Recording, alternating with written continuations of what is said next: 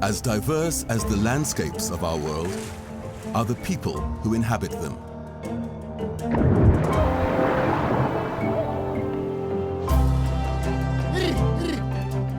The appearance, language and culture of indigenous peoples differ depending on their environment. But there is one thing the people in all of these places have in common. Their knowledge and age-old traditions are being threatened by the influence of the West.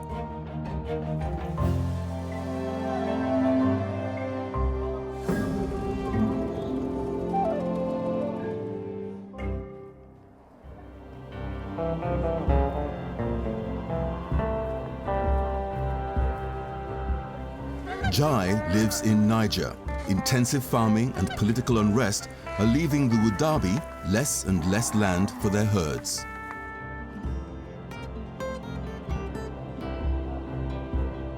Jose Albino is Tarahumara.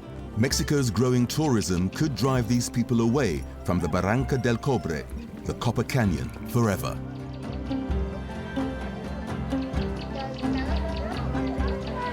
Chief Yamawa lives in Ethiopia. The government wants to relocate Suri villages like his into larger settlements.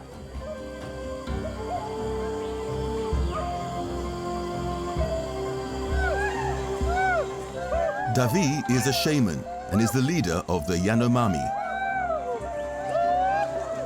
From his home in the Brazilian rainforest, he's taken up the fight for the ancestral lands of his people.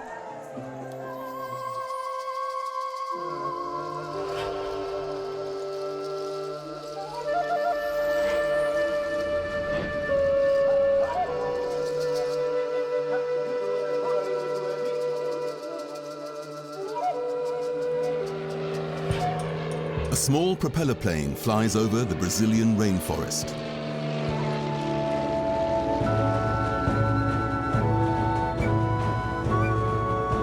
Davi Kopenawa, the charismatic leader of more than 20,000 Yanomami, is on his way home.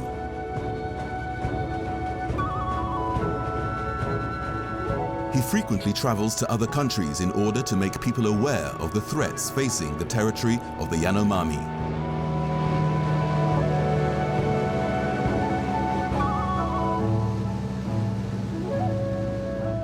Aí foi no garimpo, foi no rio, foi no mar, viajou para outro mundo, tudo destruído. Como eu vi, fiquei pensei, poxa, e o pessoal que é homem da cidade, os governos, o mundo inteiro, são educados. Eu acho que não são educados não.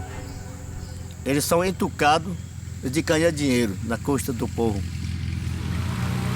This airstrip was originally built for the white gold miners. It's located on the Perimetral Norte, a partially closed road that the Brazilian government wants to reopen. But the Yanomami are already dealing with hundreds of illegal gold miners on their land. Many Yanomami have died from diseases introduced by the white man. The gold miners also polluted the rivers with quicksilver. Davi's village, Watoriki, is only a few kilometers from the airstrip. He's been away for 2 months, far from his family and friends. Among other things, he spoke with Brazil's president, Dilma Rousseff, and tried to explain to her the threat that reopening the Perimetral Norte poses for the Yanomami.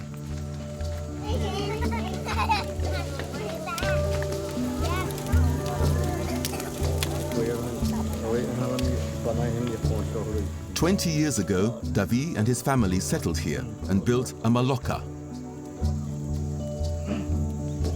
a circular house that offers space for up to 200 people. Eu venho aqui para olhar lugar bonito, água limpa, longe do rio. Eu fiquei aqui. Como eu escolhi, a minha família, o meu filho, com minhas filhas, os meus netos, eles não vão sair daqui não. Eu não quero abandonar aqui.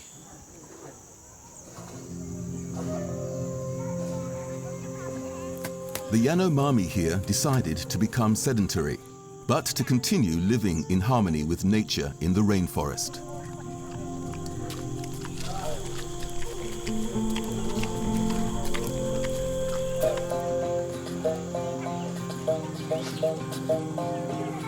This includes the trip the women make into the jungle each morning.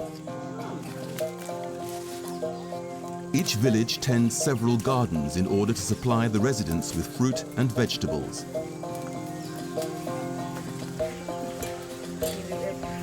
Here, the women plant manioc, bananas, sugarcane, and potatoes.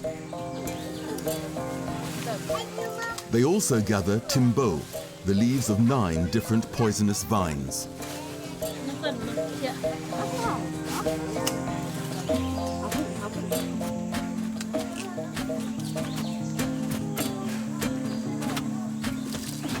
In holes that are specially dug for this purpose, the leaves are mixed with soil, pounded and then put into baskets.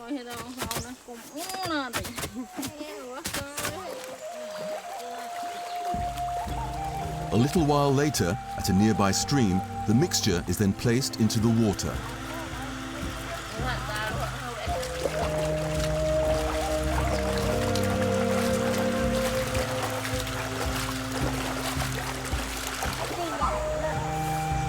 Now it's time to wait and to watch.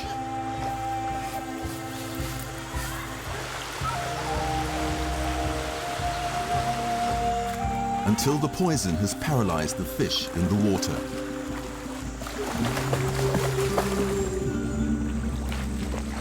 Now they just have to be collected.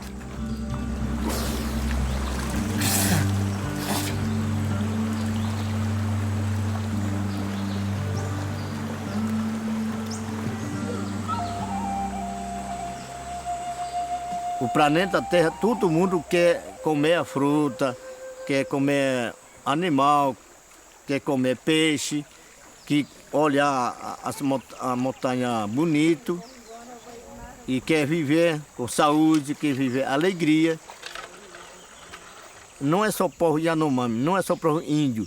O povo, planeta Terra. Davi, his family and his friends have settled here. In this forest, they find everything they need to live. But elsewhere, there are still people who have held on to their nomadic way of life. These people are the last purely nomadic people in Niger and have a population numbering nearly 100,000. The Woodabe are part of the Fulani ethnic group, whose other members already decided to become sedentary. Nomads need space, but today their habitat is getting smaller and smaller. The loss of valuable land through intensive farming and the political unrest caused by the still smouldering conflict between the Tuareg and the Nigerian government are pushing the Woodabe into smaller and smaller areas.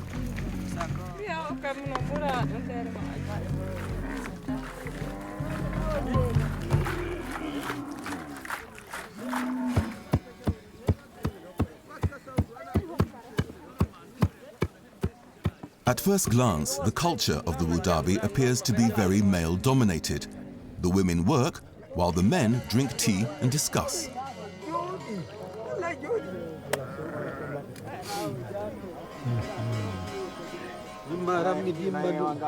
But that's not the whole truth. In the life of a Woodabe, everything centers around the welfare of the herd, and thus around water.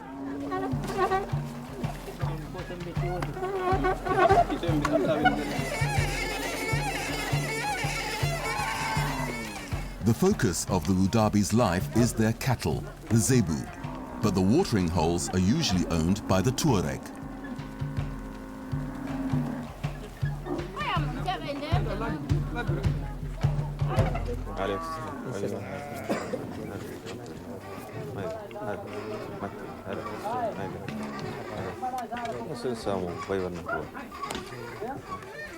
Amma muna da matsalar ruwa wannan da dama na da dama amma ira ne matsalar mu ruwan sa ruwan dukiya, ruwan komi, ruwan mahalli duka sai mun sai da kuɗinmu. Amma mun fi so rayuwar nan shine muka ga yana da alawus a wajenmu, saboda ko ina inda muka je zama wuce. At 21, Jai is a young man of prime marriageable age.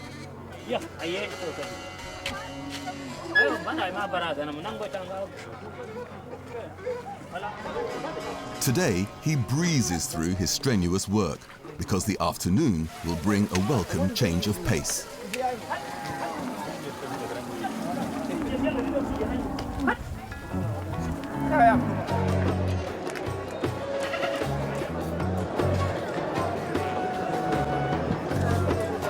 At a nearby market, Jai wants to acquire a utensil that is very important to him.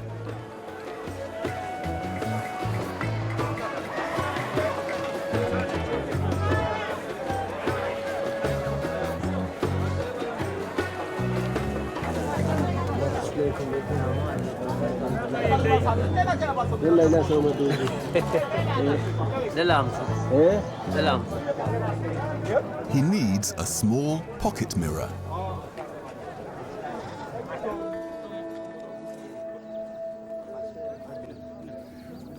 The Woodabe proudly claim to be the best-looking men in the world. However, good looks alone are not enough. The purpose of the Geriwal festival, which the men are getting ready for, requires more.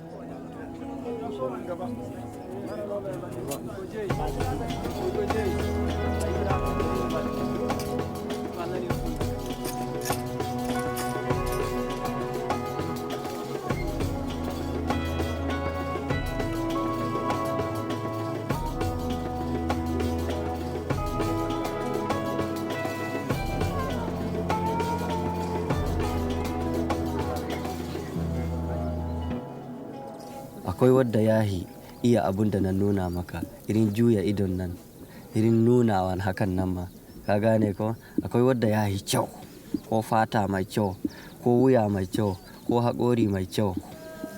Amma duk da haka, cikin wasan da kake yi ma, akwai wasan da yace baka aure. Ka gane ko? Cikin kyawunka, ba wai ba asiri ba komi.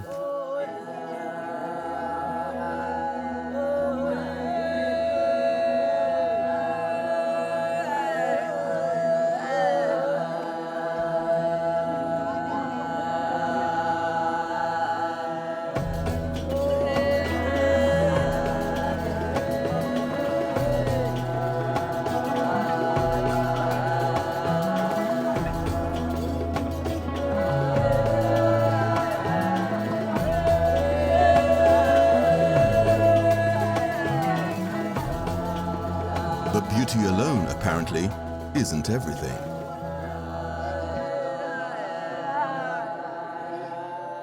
Ba mutu wadda gani duka binsi yake, wadda gani bisa layi duka binsi yake, sai wadda mutane duka suka gwada ma yahi shine ake bi. Inda na je wani jeru wadda yake da nisa, na gani wadda wannan wadda na biri, zan bi su in tai, kuma in ban gani ba wacce wadda su ban bi. Ba su sanya, wanda abinda mutane suka tarda tun da kakansu ba su sanja. Mu ma tarda su muka yi, kuma mu ma ba mu sanja abinda muka tarda. Mu bi wani wadda ba mu tarda, ba mu yi hakan.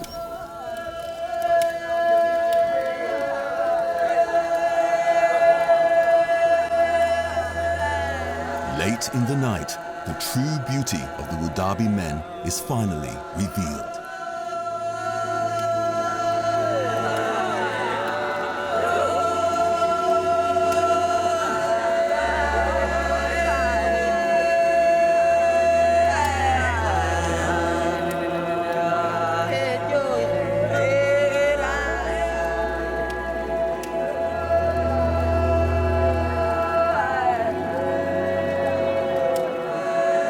And just like their ancestors before them, the women make their choices.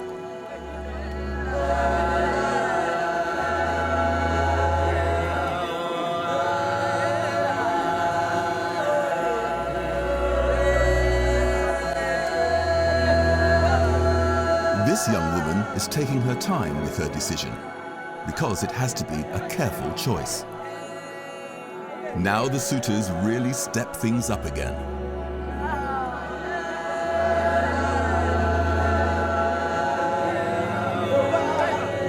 And finally, another candidate can go away happy. The Woodabe are proud of their traditions and are not interested in giving up their free way of life amidst nature. But two key factors are beyond their control: water and space for their herds.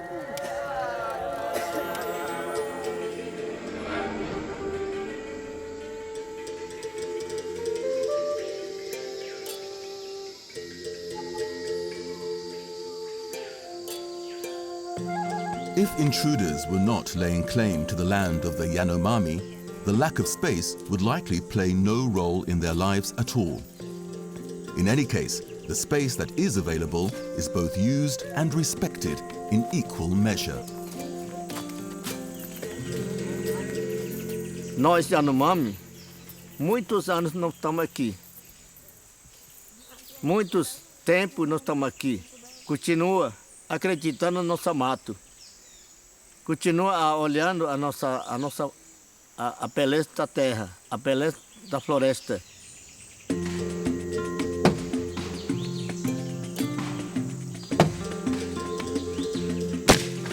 In the midst of the beauty of the rainforest, the Yanomami women have little time to appreciate this beauty.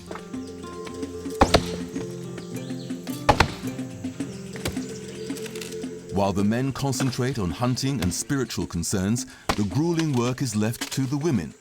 The fire in the maloka can never go out. Cutting wood is part of the daily routine. It aids the women little that the wood of the giant trees now weighs less after being laid out to dry using an ancient proven method.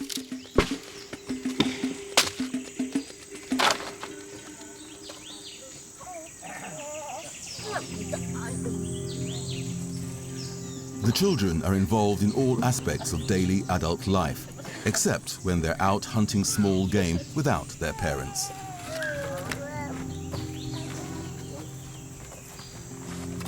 From an early age, and without much trouble it seems, they learn everything they need to survive here.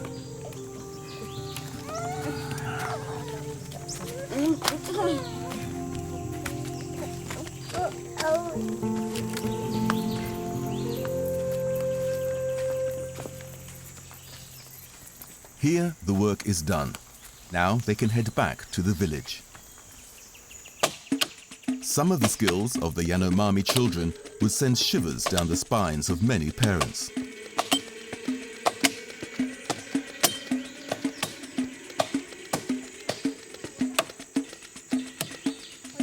But they confidently perform difficult tasks that, in other places, would be reserved for adults.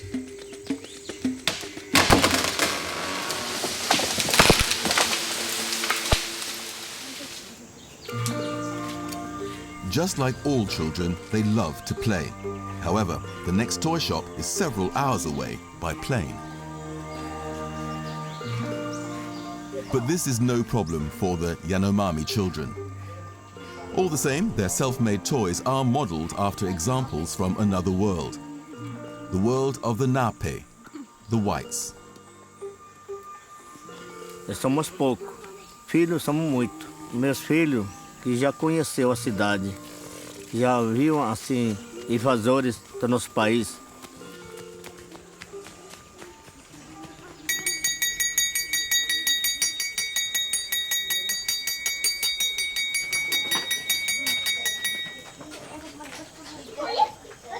Já aprendemos a escrever a própria língua Yanomami. Para essa própria língua Yanomami, para proteger a nossa língua, nosso costume, nosso histórico. Os filhos já estudam a língua português, matemática, escreve, para se comunicar para outro país.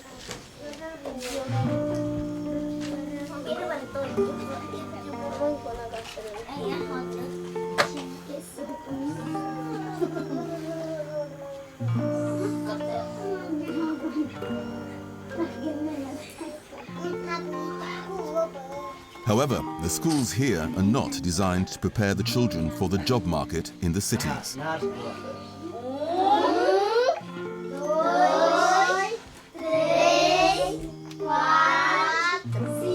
What the students are taught is more than just knowledge. The goal is also to create an awareness of the history of their people. Eu estou assim, orgulho com meu filho, orgulho dos meus netos, que já começando a lutar, já está começando a enfrentar homem que destrói a natureza. Então a luta vai continuar assim, que ninguém vai deixar lutar.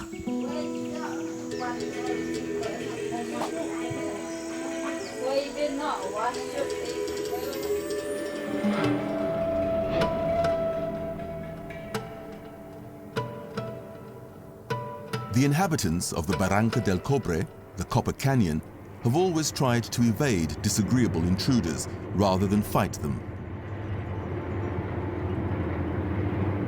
Even today, they only leave the safety of the high plateau when they feel it is absolutely necessary.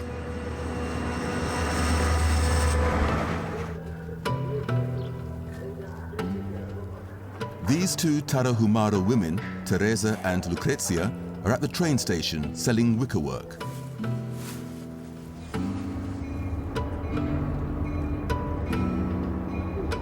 Even this 200-person town with its small train station functions according to entirely different rules than the village they come from.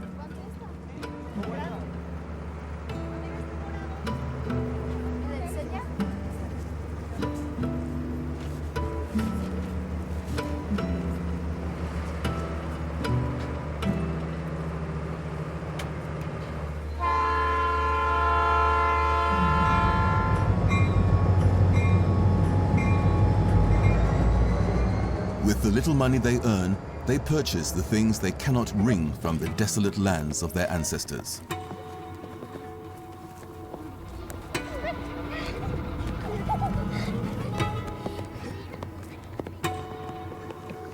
And this land, which primarily consists of karstic, craggy mountains and steep canyons, certainly is desolate.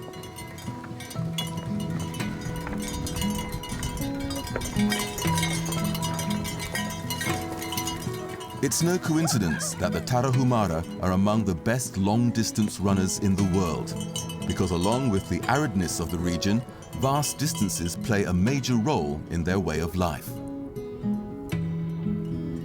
Even the house of a neighbor who lives in the same village cluster can be a kilometer away.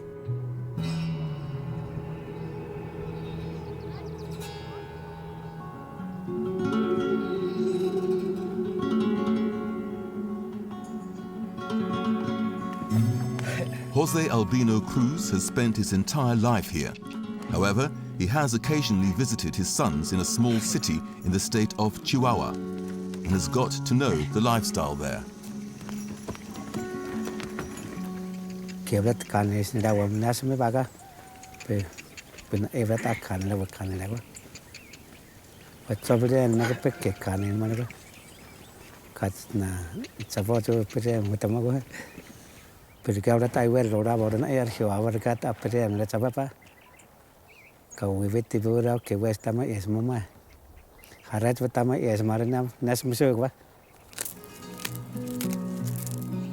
The Tarahumara have been aware of the imminent risk of losing their land for a long time now.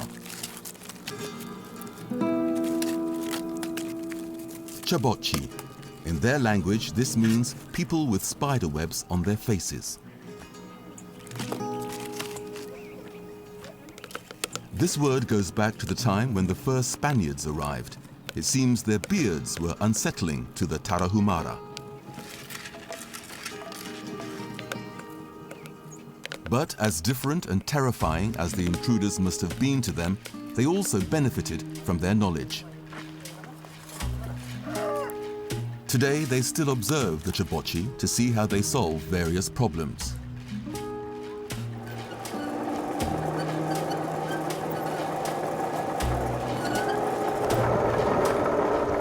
They put the things they see in the other world to use at home. in their own unique way.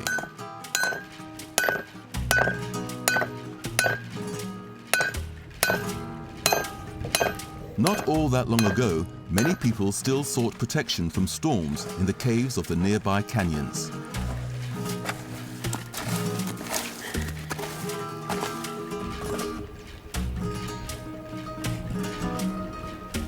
Therefore, the Chibok's practice of building houses made a strong impression on the Tarahumara.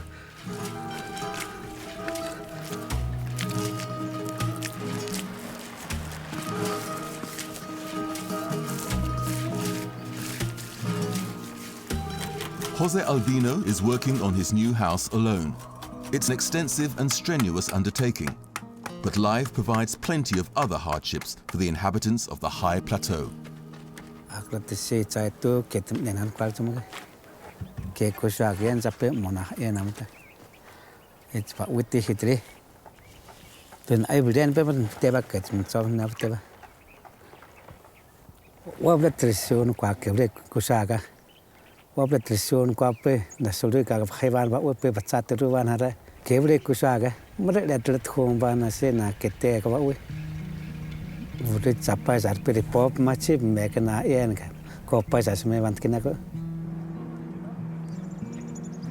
Down.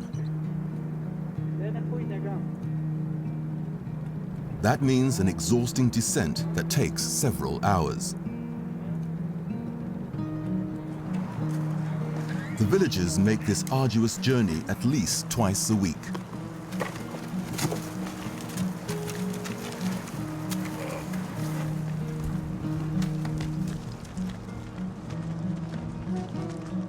But down on the floor of the canyon, there's water, the basis of all life.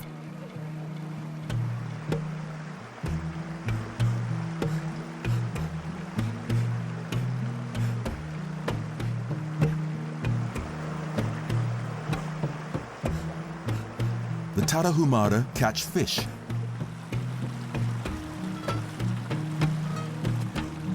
The women are busy washing the laundry. People take care of their personal hygiene and share a meal together.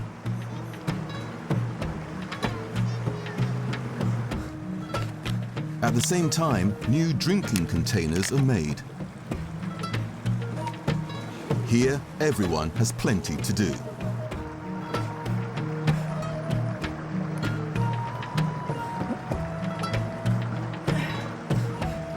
Time seems to move faster down here than up in the village.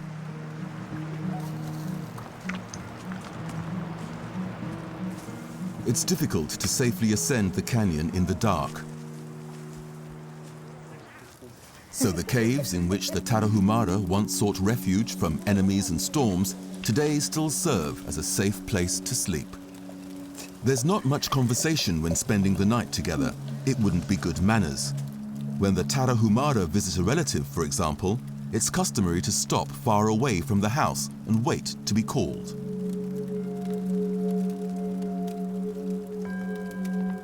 Eye contact is also avoided. The next day brings a change of pace in the lives of the Tarahumara, which are ruled by these tenets of etiquette. Today is a feast day, but first the ground has to be leveled for the festive occasion. No one in the village is allowed to go hungry or thirsty on this day. The Jesuit priests who came here in the 17th century brought a new religion with them. But although crosses play a role in today's festivities, it's not a purely Christian ceremony.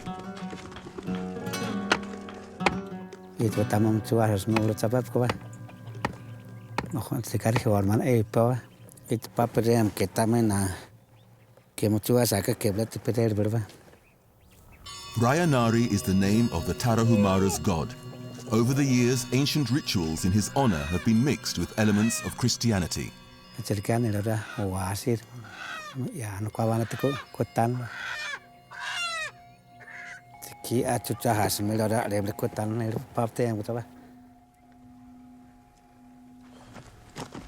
During the rain ceremonies, which are held twice a year, animals are sacrificed as an expression of gratitude.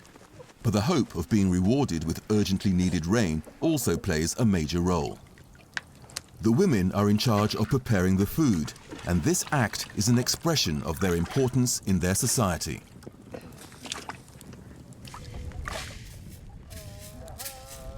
On occasions such as this, tesguino, the Tarahumara's specially brewed maize beer, is consumed heavily.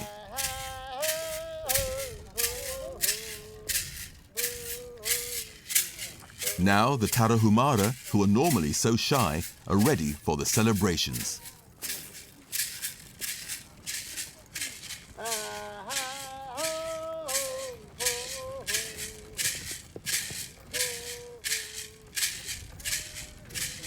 The whole village takes part. They play music,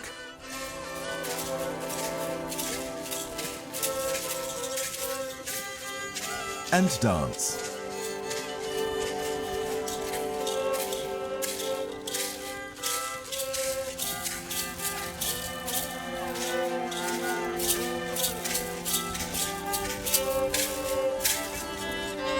To outsiders, the ceremony may seem strange. But there are few other days during the year when the villagers get as close to each other as they do today.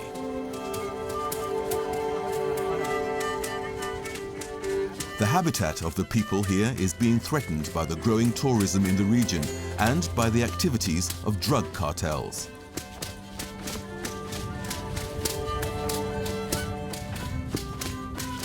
However, it seems that the Tarahumara are holding on to their traditions, despite all this.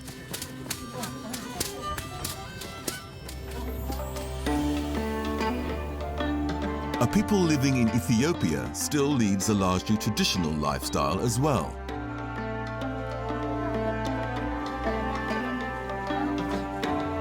But at the moment, the Suri are going through a period of cultural upheaval.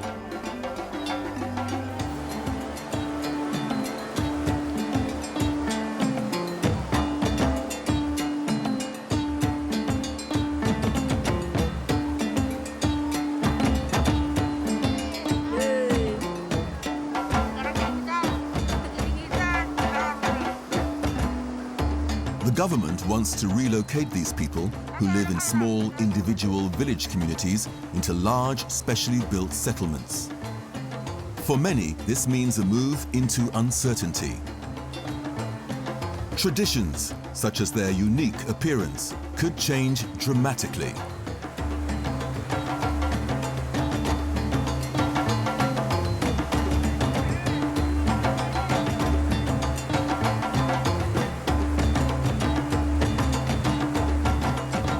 Not too long ago, the Suri were almost naked or dressed in animal skins. Today, they wear conventional clothing and colorful blankets. However, the most prominent sign of membership of the Suri people can still be seen today.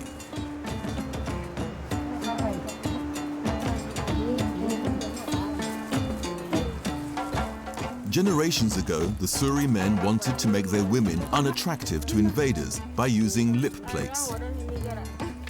Today, the wearing of these clay discs is part of the beauty ideal.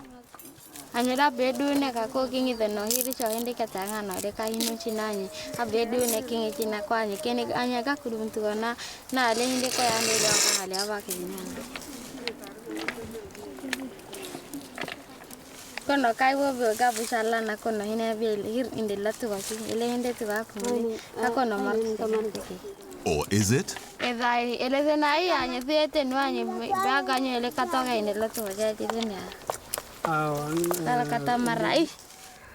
A woman's prestige increases with the size of her lip plate, not least because this determines the number of cows her future husband must give to her family when they marry.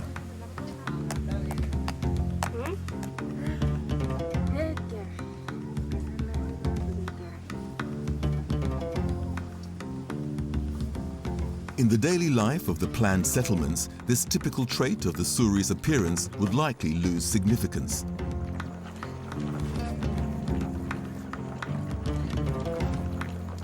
Their survival skills will also be of little use there. The villagers are entering into a whole new era, and Chief Yamawa is well aware of this.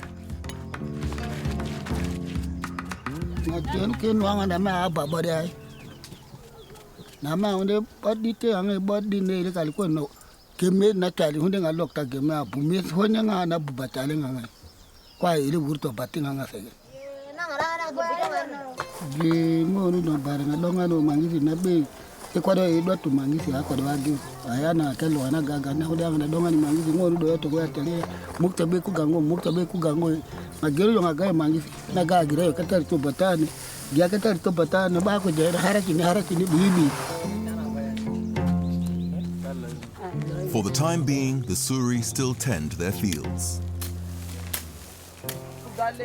Their cattle graze nearby. But today, there are new status symbols along with cattle.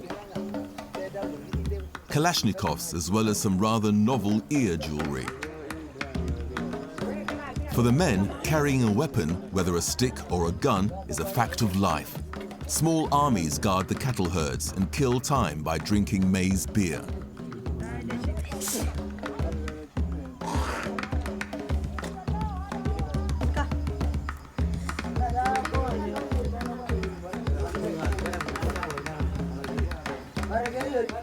The men from the neighboring village could try to steal cattle at any time. Chief Yamawa knows the importance of maintaining a strong presence.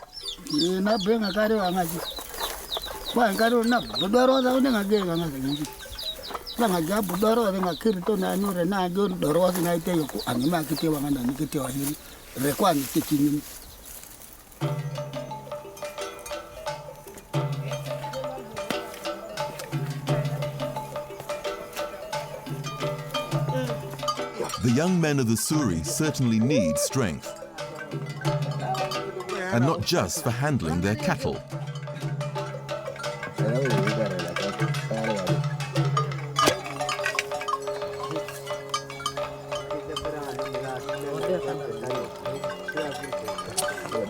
They draw off a small amount of blood from their cattle and use it to gain strength for an important event.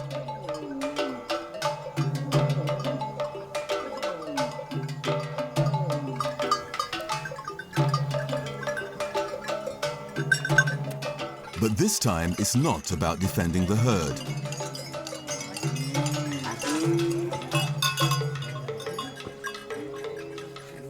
It's an event where the look has to be right too.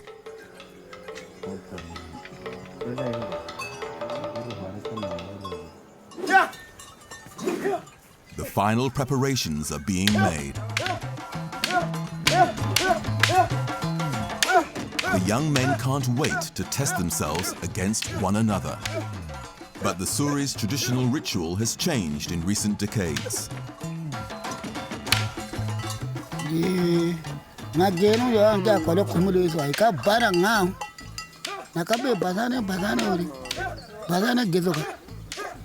No breaking ninga na mai nga tenda kinga kirito no chichi me atende garagori buku gorma sai doro eta yoku kengozo gina yo ba mera ninga na ka bazana be bazana uri makuru bazana sagina ka ana ba kura rasa me bana sagina gi abi me bazana na lo mera se hunde te kotolo sagina hiri kodoto se kotolo sagina hiri rezo se kotolo sagina hiri rezo angono so be se zu kumukte abezu resi hunde keloro anga bicha botane bibi anga resening me abasana ngono ando bi banane resi asagini.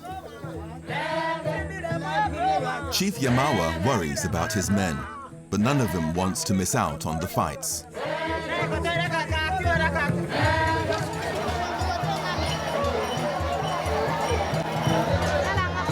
It's an archaic spectacle, which often attracts thousands of people from many villages.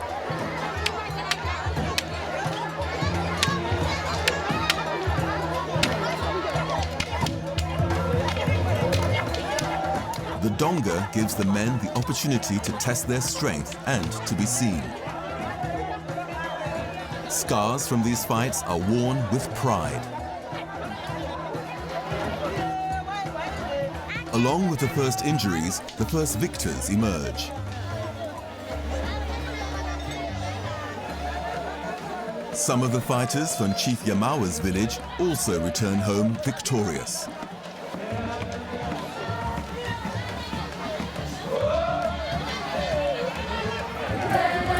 A joyous occasion that must be celebrated accordingly.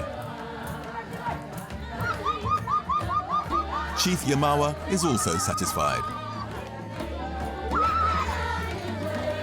Na nyini walinga wallo bara na wani honi yano ko mana ganyo na ni kadali anana hini kidi ano na hini kete korre ila na honi hini korre be kibina ne she na ne tali ihe mingeso na honi garare nonga garu ra di ko tolo makwa ni kede kete wai na guru zwa ganyo na hi gari kala kete ne da na kemese na kase ne anga hi ko na ni gara na hini ane korre na honi gani kal hurna bocha langwa ya ko guru ninge no ba ke hini ane korre ninge ini no ana bola na ma gara ya na no na unde ai ko da gara de ai ne kai na bo hini ko rein anga ku munyu bawo gari wa ya na no na me ku munyu ba anga ngani.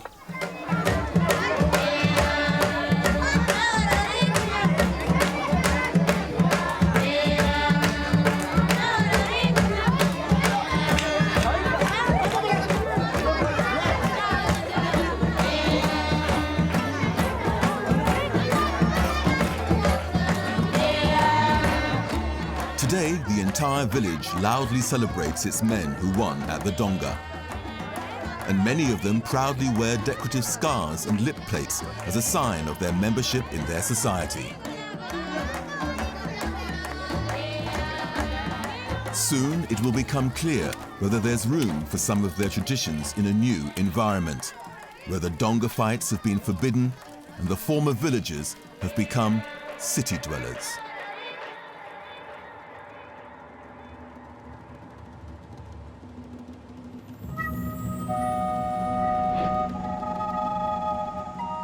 The Yanomami also live in small village communities. Today, they clearly prefer these communities and the jungle to a life in the city.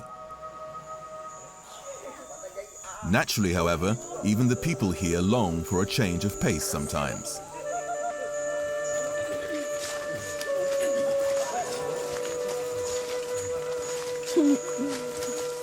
A 2-hour walk through the jungle separates the residents of Watoriki from their relatives who live in a small village community called Bokome.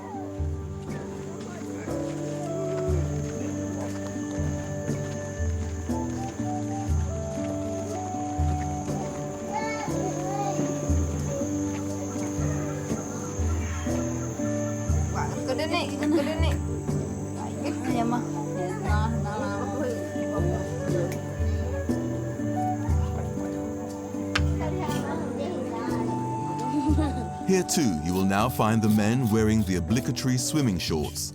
Apart from this, there are also some other differences compared to Watoriki.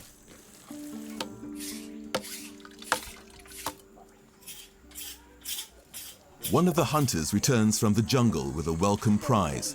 Monkey is on the menu today.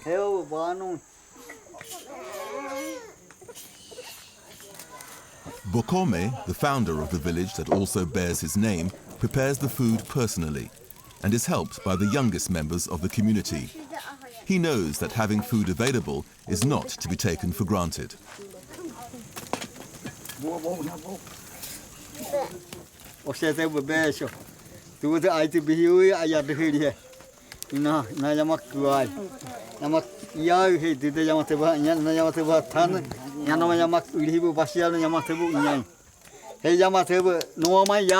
Amaki mamani ki ulihibu no mama nabo maki hei kami amaki naiki basi.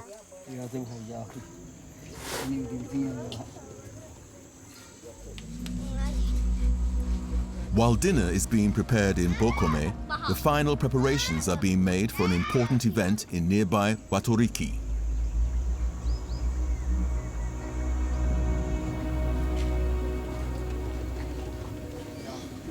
The men take their time painting themselves. Although some people here wear watches, the Yanomami's understanding of time is very different from ours. Tomorrow can mean either the next day or one of the subsequent days. But the present moment has the greatest significance.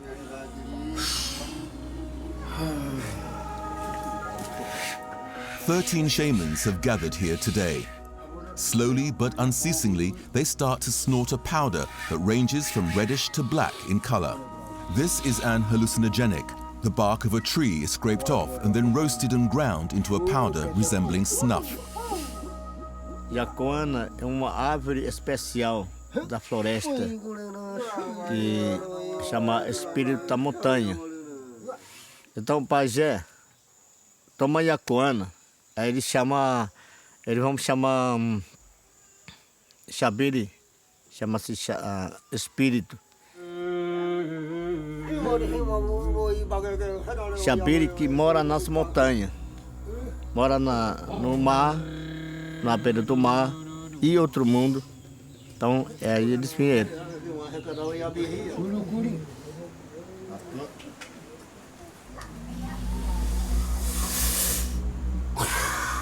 The shamans take one portion after another to make contact with these spirits of nature and ask for their help.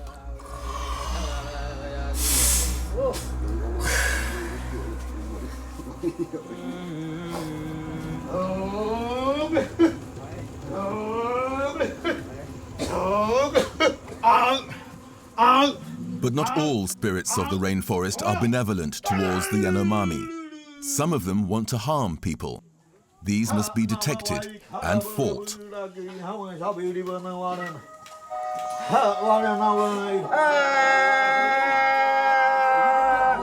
Finally, the shamans gather around a mother who is holding her infant in her arms. An evil forest spirit has possessed the child and must now be driven out. They pull on the child's body in order to force the uninvited guest to leave it. A Xabiri pega no corpo dele, então nos braços, no perna, então os orelhas, arrasta ele e manda jogar fora. Jogar fora muito longe, no rio. Jogar no rio e Xabiri vai começar a limpar, começar a dar alimento, começar assim, voltar energia nele, até ficar bom. É assim que começa a curar. Até hoje não estamos usando.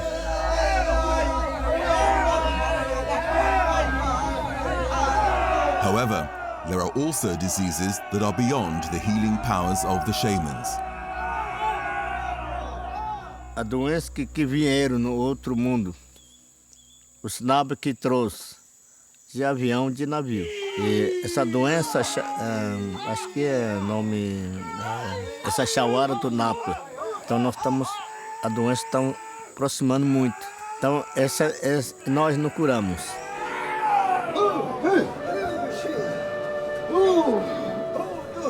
The diseases struck in the 1970s with the start of the construction of the Perimetral Norte and the arrival of the illegal gold miners. By 1990, 1/6 of the Brazilian Yanomami had been murdered or died from disease. With the potential reopening of the road, history is now threatening to repeat itself.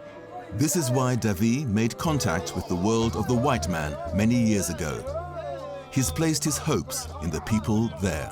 O mundo inteiro está de olho de nós. Se dia acontecer, morrer todo meu povo, você vai saber, o mundo vai saber. Tá? Acho que o mundo vai defender de nós.